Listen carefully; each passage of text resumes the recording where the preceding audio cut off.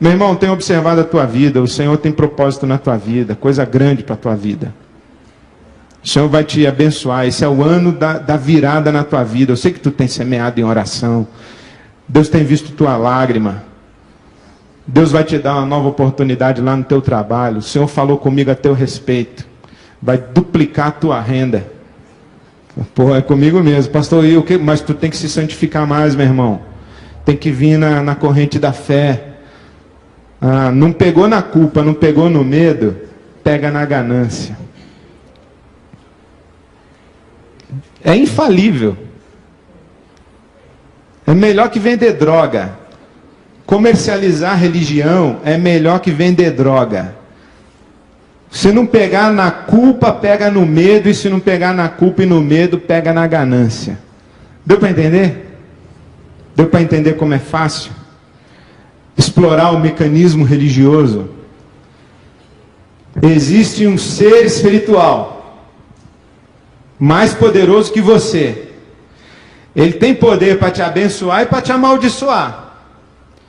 Então você tem que fazer a coisa certa para ele te abençoar e não pode fazer coisa errada, senão ele te amaldiçoa. Agora você vem e diz assim: mas eu não consigo fazer tudo certo, eu faço coisa errada. Falar, o irmão tem que oferecer sacrifício a Deus. Eu acompanhei uma senhora da minha igreja, por exemplo, que o pai dela estava enfermo, terminal, com câncer. O pai dela disse assim: eu quero ir na Igreja Universal. E ela disse assim: papai, a Universal não, papai. Ela disse: não, eu quero ir na Igreja Universal, eu quero passar lá na bênção dos pastores. Ora, seu pai, terminal, com câncer, pede para você levá-lo na igreja, para os pastores orarem por ele. Você não vai levar? Você vai levar, tá certo? Aí ela levou. Pôs o papai na cadeira de rodas e levou na Igreja Universal. Aí entrou na fila da oração, os pastores aqui em cima do palco, com a mão estendida, orando por quem passa embaixo. Ela passou com o pai uma vez. Passou com o pai a segunda vez. Passou com o pai a terceira vez. Na terceira vez, quando ela saiu, alguém falou assim: a senhora é a terceira vez, né? Para essa sala aqui, por favor. 3 vezes não resolveu, amigo, não resolve mais. Então entra na salinha. Chegou lá na salinha, tinha outro pastor com o pessoal da terceira vez. Aí o pastor falou o seguinte: vocês que passaram aqui, Deus não abençoou, Deus não curou, Deus não levantou, é porque vocês não têm fé. Se você não tem fé para Deus curar, você tem que oferecer um sacrifício de compensação da sua fé, um sacrifício a Deus. E você vai dar uma oferta agora ao Senhor, para Deus abençoar a sua vida. Aí você ali, segurando a cadeira de roda do seu pai, você pensa assim: esse cara ele está me tirando. Ele está abusando da minha boa vontade. Mas você olha para o seu pai. Aí o seu pai, terminal, com câncer, ele olha para você e diz assim: minha filha, faça uma oferta para essa igreja. Que é isso, papai? Esse cara, ele está abusando do seu sofrimento, papai. Minha filha, faça uma oferta para essa igreja. Você faz ou não faz? Aí, muito contrariada, você abre a sua bolsa e tira o talão de cheque. Aí o pastor diz assim: mas olha a oferta que você vai dar, hein? Porque se você fosse buscar um médico bom aqui em São Paulo, não ia ser R$10 a consulta, não. Quanto mais Deus. Não estamos falando do médico, estamos falando do médico dos médicos. Quanto é que você vai dar de oferta para Deus, o médico dos médicos? R$10? Quanto é que vale a saúde do seu papai? Quanto é que vale a vida de seu filho? R$10? Aí o que você faz? Você preenche o cheque, dá a bolsa, dá o vale-refeição, dá o passe do metrô, você dá tudo. Culpa, medo, ganância. Aí vamos supor que você não levou seu papai lá na igreja. Você não levou, você falou: pai, isso é enganação, pai. Aí dali a uma semana o papai morre. Aí lá no velório do papai, a mamãe diz assim para você: minha filha, se a gente tivesse levado ele lá na igreja, hein? Aí você não dorme nunca mais. Você não dorme nunca mais. Você entendeu como a religião tem um potencial diabólico, escravizador, e que é um campo para o oportunista mau caráter? Você entendeu? E você entendeu como esse mecanismo religioso é um instrumento de manipulação, especialmente das pessoas que sofrem, especialmente das pessoas que estão abatidas pelo peso da sua culpa.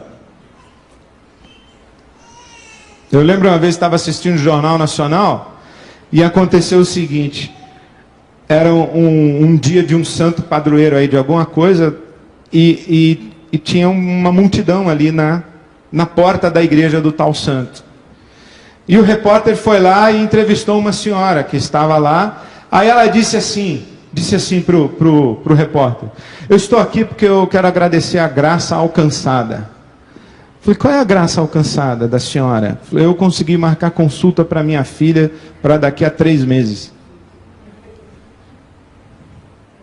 Pô, antigamente a graça alcançada era a cura da filha, né? Agora nós estamos num país tão nojento que marcar consulta para daqui a 3 meses já é uma graça alcançada. Então, num país com essas dificuldades para um povo que sofre, especialmente um povo pobre, sem recursos, sem condição, sem qualificação profissional, com mais filho do que planejado, qual é a alternativa? É a religião. E quem sabe isso, e é mau caráter, é cínico, é cafajeste mesmo, é instrumento do diabo, usa e abusa dessa gente sofrida, e que tem na sua índole de formação religiosa esse mecanismo de existe um ser superior que pode me abençoar ou me amaldiçoar. Se eu cumpro a minha obrigação, eu recebo benefício. E como eu não tenho outra porta de saída para a miserabilidade da minha vida, a porta de entrada de um templo ou de uma instituição religiosa é o caminho que me resta. Então, a religião no nosso país, especialmente, eu não quero nem falar do mundo, e quero falar especificamente da religião cristã, essa pouca vergonha que é a Aparecida do Norte, e essa pouca vergonha que são as igrejas evangélicas que sobrevivem de um mecanismo de exploração da culpa, do medo e da ganância. Então eu quero falar disso. Essa experiência religiosa, ela é nefasta, ela é danosa. E ela não tem absolutamente nada a ver com o Evangelho de Jesus Cristo, não tem nada a ver com a espiritualidade cristã. Porque se você pegar a espiritualidade cristã, você encontra a cruz do Calvário. O que é a cruz do Calvário? A cruz do Calvário é a quebra radical desse mecanismo de mérito e demérito, bênção e maldição. O que diz o Evangelho? O Evangelho diz que na cruz, Jesus Cristo se fez maldição em nosso lugar. E tomou sobre si nosso pecado, a nossa culpa, que o escrito de dívida que era contra nós está cravado na cruz do Calvário. Então, se você, porventura, chega para mim e diz assim: pastor, eu descobri umas coisas erradas que você está fazendo aí. Eu vou dizer: pois não, meu irmão, qual que são as coisas erradas? Diz aí, quais são elas? Olha, Deus está furioso contigo. Não, Deus não está furioso comigo não, porque eu estou debaixo da cruz. Agora, essas coisas erradas que eu estou fazendo, pode acabar com a minha vida, com a minha família, com o meu ministério, pode acabar comigo. Mas nada pode me separar do amor de Deus que está em Cristo Jesus, o meu Senhor. Nem morte, nem vida, nem anjo, nem potestade, nem principado, nem espada, nem frio, nem nudez, nem nenhuma criatura. Falei: meu irmão, eu vejo maldição na tua vida. Na minha vida não, porque a maldição que tinha sobre a minha vida foi cravada na cruz do Calvário. Eu em Cristo Jesus sou mais que vencedor, mas tu está andando errado. Eu falei: eu e tu e a torcida do Corinthians, meu amigo. Quem não está andando errado? Todo mundo aqui anda errado, a gente anda à sombra da cruz. Aqui a gente não se relaciona com Deus com base nos nossos méritos e nos nossos deméritos. Não é a parábola do filho pródigo? O filho que vai embora e quando ele volta ele diz, pai, pequei. Verdade ou mentira que ele pecou? Não sou digno de ser chamado teu filho. Verdade ou mentira? Verdade. O que eu fiz é um negócio descabido. É verdade. Entretanto, o pai faz o que com ele? Abraça e diz, meu filho, eu te amo. Eu te perdoo, eu te recebo em casa. Você nunca deixou de ser meu filho, eu nunca deixei de ser teu pai. Eu nunca deixei de te amar. E a minha mão nunca esteve recolhida, sempre esteve estendida. Foi você quem saiu de casa. Foi você quem deu as costas para o meu amor. Foi você quem começou a achar que eu era ruim para você. Agora, eu sempre fui bom. Eu sempre te amei. Eu sempre te quis. A distância entre nós dois aconteceu na tua cabeça, não no meu coração e na minha cabeça. Então o Rubem Alves diz que quando o filho pródigo volta para casa, Deus o abraça e diz, meu filho não precisa confessar o seu pecado, porque eu não somo débito. Eu não somo débito. Aí o filho mais velho que ficou em casa veio com aquele papo, eu te obedeço, eu te sirvo. Para meu filho, porque eu não somo crédito. Não somos crédito.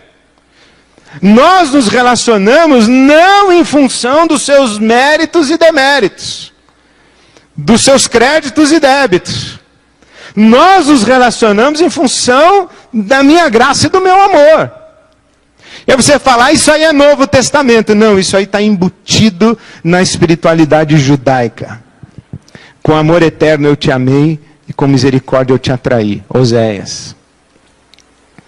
Qual é a queixa de Jonas para Deus? Eu sei que o Senhor tem coração mole. Eu sei que o Senhor é um Deus cheio de compaixão e de misericórdia. O pessoal fala assim, o Deus do Velho Testamento tinha um chicote na mão. O Deus do Novo Testamento é puro amor. Não é nada disso não. No Deus do Velho Testamento, leia o Salmo. A misericórdia do Senhor dura para sempre. Pode durar o choro, o transcorrer de uma noite, no entanto a alegria vem pela manhã. Por quê? Porque a sua ira dura só um momento, no entanto o seu favor permanece a vida inteira.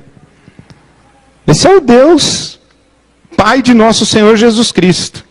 Só que o mecanismo religioso faz com que a gente olhe para o Deus e Pai de nosso Senhor Jesus Cristo, confundindo-o com os outros deuses.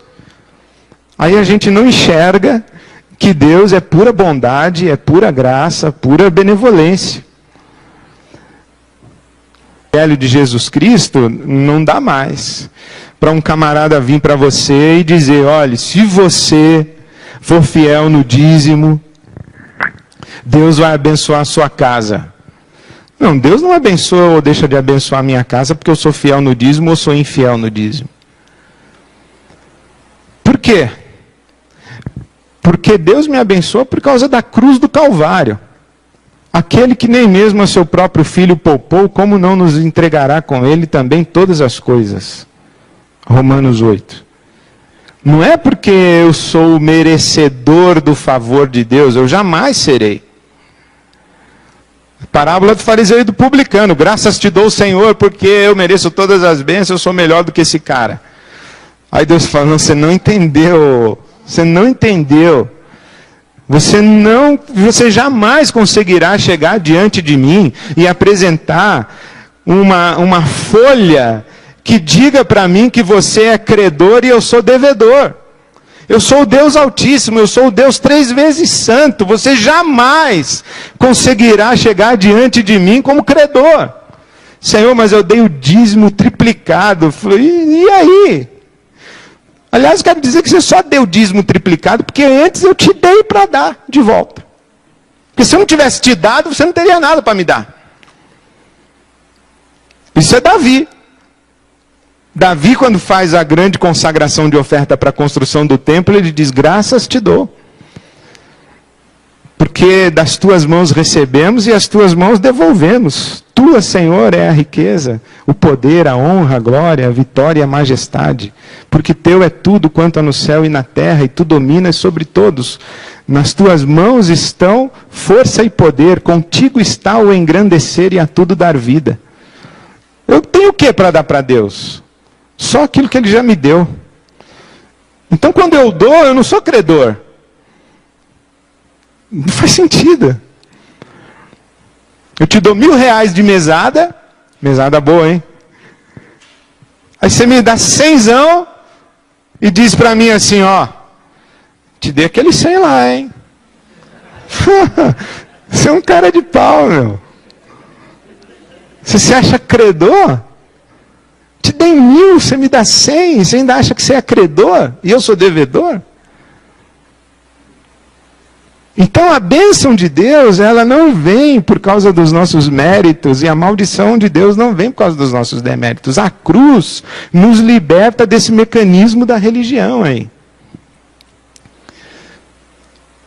Fala assim, olha, o castigo de Deus vai cair como paga do teu pecado. Mentira, já caiu na cruz.